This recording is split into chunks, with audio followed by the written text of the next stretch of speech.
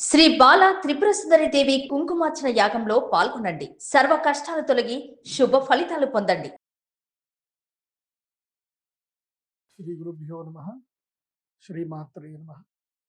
అచింత్య వ్యక్త రూపాయ నిర్గుణాయ గుణాత్మని సమస్త జగదాధారమూర్తయే బ్రహ్మణే నమః.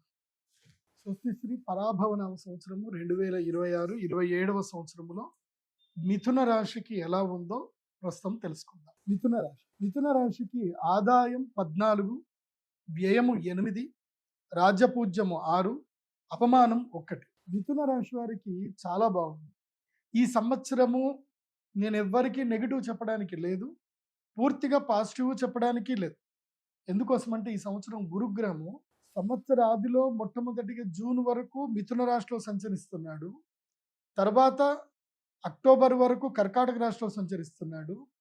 అక్టోబర్ నుంచి జనవరి వరకేమో, అంటే నవంబర్ నుంచి అక్టోబర్ ఎండ్ అంటే నవంబర్, డిసెంబర్, జనవరి వరకేమో సింహరాశిలో సంచరిస్తున్నాడు. సో నవంబర్, డిసెంబర్, జనవరి వరకేమో సింహరాశిలో సంచరిస్తున్నాడు. మళ్ళీ కర్కాటక రాశి లోపలికి వస్తున్నాడు. మళ్ళీ జూలైలో సింహరాశిలోకి వస్తాడు. కాబట్టి ఈ సంవత్సరము గురుగ్రహము అందరికీ బెనిఫిట్ ఇస్తున్నాడు. అట్లాగే శని ఎవరెవరిని ఇబ్బంది పెడుతున్నాడో వాళ్ళందరికీ కూడా గురుగ్రహం బెనిఫిట్ చేసి వాళ్ళని ఒడ్డున కూర్చోబెడుతున్నాడు. కాబట్టి ఈ సంవత్సరము ఎట్లాగైతే అధిక మాసం వచ్చిందో 33, 33, 33 అన్నట్టుగానే అందరికీ సరి సమానంగా ఈ సంవత్సరం గురుగ్రహము అదృష్టాన్ని పంచుతున్నాడు, సమానత్వాన్ని పంచుతున్నాడు, అట్లాగే దురదృష్టాన్ని కూడా రాకుండా కాపాడుతున్నాడు. ఈ విధంగా గురుగ్రహం ఈసారి ఉన్నాడు. అందుకే మిథున రాశి కనుక చూస్తే ఆదాయం 14, దశమ స్థానంలో శనిగ్రహం ఉంటే ఏం చేస్తాడు అంటే శని మొత్తం ఉద్యోగ నష్టం చేస్తాడు, స్థానభ్రష్టం చేస్తాడు, ఎక్కడ కూడా ఏ స్థానంలోనూ సరిగ్గా కూర్చొనివ్వడు, ఇబ్బందులు పెట్టిస్తాడు. చేసే ఉద్యోగంలో రాజకీయాలు ఎక్కువైపోతాయి, మనస్పర్ధలు ఎక్కువైపోతాయి, ఎక్కడ కూడా పనిలో ప్రశాంతత ఉండదు. కానీ గురుగ్రహం ఏం చేస్తున్నాడు? అనుగ్రహిస్తున్నాడు, కర్కాటక రాశి లోపలికి ప్రవేశించి.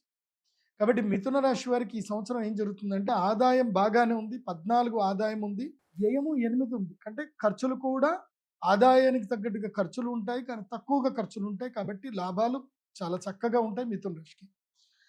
రాజపూజ్యం 6, మెచ్చుకునేటువంటి వాళ్ళు, అంటే ఈ సంవత్సరం అప్రిషియేషన్స్ చాలా ఎక్కువగా ఉంటాయి. ఏ పని చేసినా సరే మీకు చేసిన పనికి చక్కనిగా గౌరవ మర్యాదలు లభిస్తాయి, ప్రమోషన్లు లభిస్తాయి.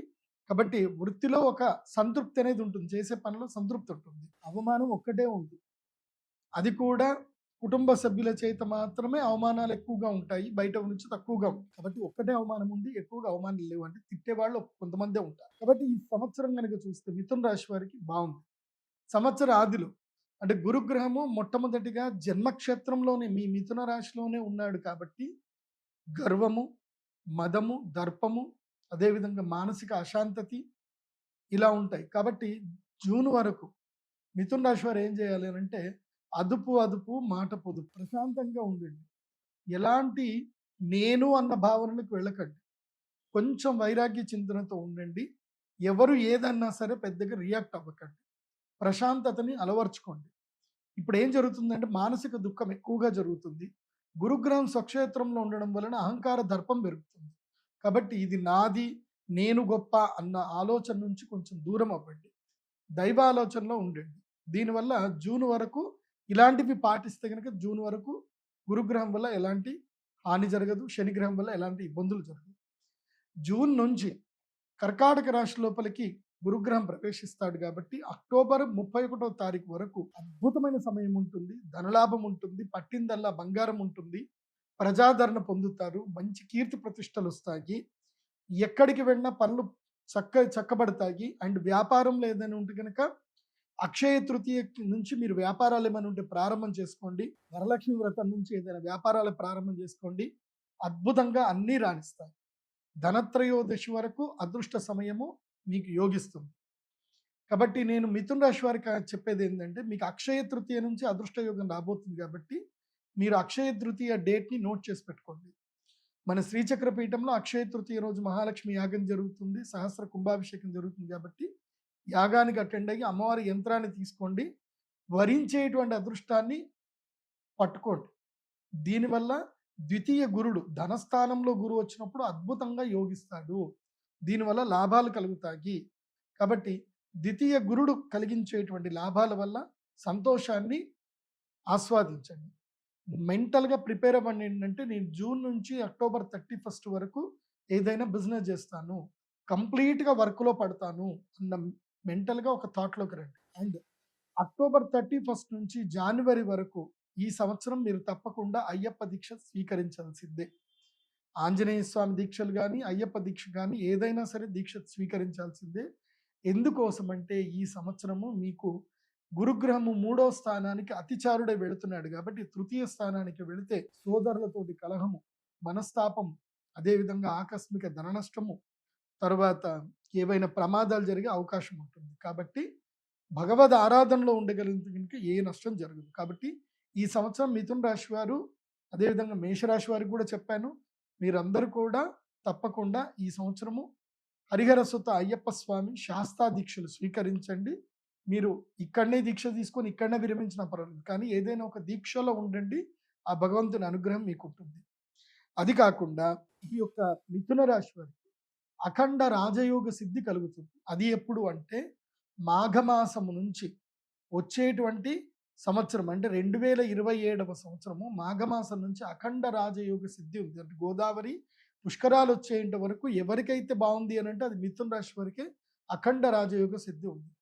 ముఖ్యంగా రాజకీయంలో ఉన్నటువంటి వారు ఎవరైనా ఉంటే ప్రజాదరణ పొందడానికి మీరు కొత్తగా ఏమైనా పనులు ప్రారంభం చేయాలి, పాదయాత్రలు చేయాలనుకున్న, ప్రజల్ని కలవాలి అనుకున్న, మీరు ఎప్పుడు ప్రారంభం చేయాలి అని అంటే రాబోయేటువంటి 2027వ సంవత్సరము ఫిబ్రవరి నుంచి స్టార్ట్ చేసుకున్న, లేదా వచ్చే ఉగాది నుంచి స్టార్ట్ చేసుకున్న బాగానే ఉంటుంది.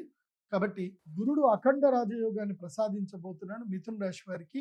ఎప్పటి నుంచి ఎప్పటి వరకు అంటే జూన్ నుంచి అక్టోబర్ 31 వరకు, ఫిబ్రవరి నుంచి వచ్చే సంవత్సరం 2026 ఫిబ్రవరి 27 ఫిబ్రవరి నుంచి 2027 జూలై వరకు అఖండ రాజయోగ సిద్ధిని కలిగించబోతున్నాడు గురుగ్రహం. కాబట్టి మీరు ఇవన్నీ కూడా పాటించండి, సంతోషంగా ఉండండి. అయితే గురుగ్రహ జాతకులు ఎవరైతే ఈ మిథున రాశి జాతకులు ఎవరైతే ఉందో గురుగ్రహ అనుగ్రహంతో గృహ రుణాలు ఏమైనా ఉంటే కనుక ఈ సంవత్సరం తీసుకునే ప్రయత్నం చేయండి. గృహ రుణాలు కూడా తీర్చే ప్రయత్నాలు చేస్తారు, చక్కగా లాభం కలుగుతుంది. కొత్తగా వ్యాపారాలు ప్రారంభం చేయండి అని మాత్రం నేను మిథున రాశి వారికి ఈ సంవత్సరం అడ్వైజ్ చేస్తాను. ఉద్యోగం మానొచ్చు, ఏది జూన్ తర్వాత ఉద్యోగాలు మానేసి అంటే చాలని శాలరీస్ ఉంటే మానేసి చక్కగా వ్యాపారం చేసుకోవచ్చు, బాగుంటుంది. మిథున రాశి వారికి నేను పరిహారం ఒకటి చెప్తాను, ఈ పరిహారాన్ని తప్పకుండా ఫాలో.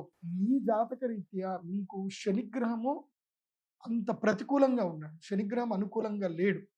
కాబట్టి ఏం చేయాలి అంటే కృష్ణ స్ఫటికమాల, ఈ యొక్క మాలను మీరు మెడలో వేసుకోండి. శనిగ్రహానికి సంబంధించిన దశమ స్థానానికి సంబంధించిన సమస్యలు దూరం అవుతాయి. అదేవిధంగా భాగ్యంలో రాహు ఉన్నాడు, ఆ రాహు కూడా మీకు ఇబ్బంది కలగకుండా అన్ని సమస్యలు దూరం చేస్తాడు. కాబట్టి కృష్ణ స్ఫటిక మాల వేసుకోండి, అంతా మేలు జరుగుతుంది. ముఖ్యంగా ఈ సంవత్సరం మీరు దర్శించవలసినటువంటి దేవస్థానం ఏమిటి అంటే కనుక మహాకాలుడి యొక్క దర్శనం చేసుకోండి. ఉజ్జయిని మహాకాళేశ్వరుడి దర్శనం చేసుకోండి. హరసిద్ధి మాత దర్శనం చేసుకోండి. జూన్ లోపల దర్శనం చేసుకోండి. అక్షయ తృతీయ రోజు తప్పకుండా మహాలక్ష్మి యాగం అటెండ్ అవ్వండి. మీకు అద్భుత రాజయోగ సిద్ధి కలుగుతుంది. సర్వే జన సుఖినో భవంతు. శ్రీమాత్రే నమః.